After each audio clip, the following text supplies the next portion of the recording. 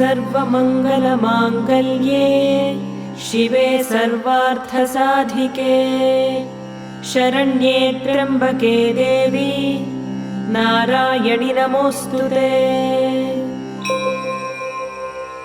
अस्य श्रीललिता सहस्रनामस्तोत्रमाला मन्त्रस्य वशिन्यादिवाग्देवता ऋषयः अनुष्टुप् छन्दः श्रीललिता परमेश्वरी देवता श्रीमद्वाग्भवकूटेति बीजम् मध्यकूटेति शक्तिः शक्तिकूटेति कीलकम् श्रीललिता महात्रिपुरसुन्दरी प्रसादसिद्धिद्वारा चिन्तितफलावाप्त्यर्थे जपे विनियोगः। ध्यानम्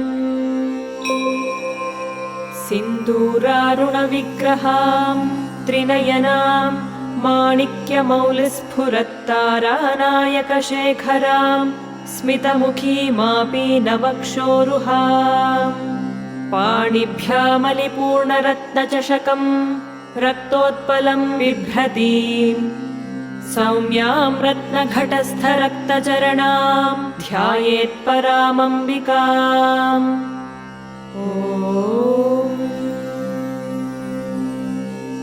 श्रीमाता श्रीमहाराज्ञी श्रीमत्सिंहासनेश्वरी चिदग्निकुण्डसम्भूता देवकार्यसमुद्यता उद्यद्भानुसहस्राभा चतुर्बाहुसमन्विता रागस्वरूपपाषाढ्या क्रोधाकाराङ्कुशोज्ज्वला मनोरूपेक्षुकोदण्डा पञ्चतन्मात्रसायका निजारुणप्रभापूरमज्जद्ब्रह्माण्डमण्डला चम्पकाशोकपुन्नागसौगन्धिकलसत्कचा कुरुविन्दमणिश्रेणी कनत्कोटीरमण्डिता अष्टमी चन्द्रविभ्राजदलिकस्थलशोभिता मुखचन्द्रकलङ्काभमृगनाभिविशेषका वदनस्मरमाङ्गल्यगृहतोरणचिल्लिका वक्त्रलक्ष्मीपरीवाहचलन्मी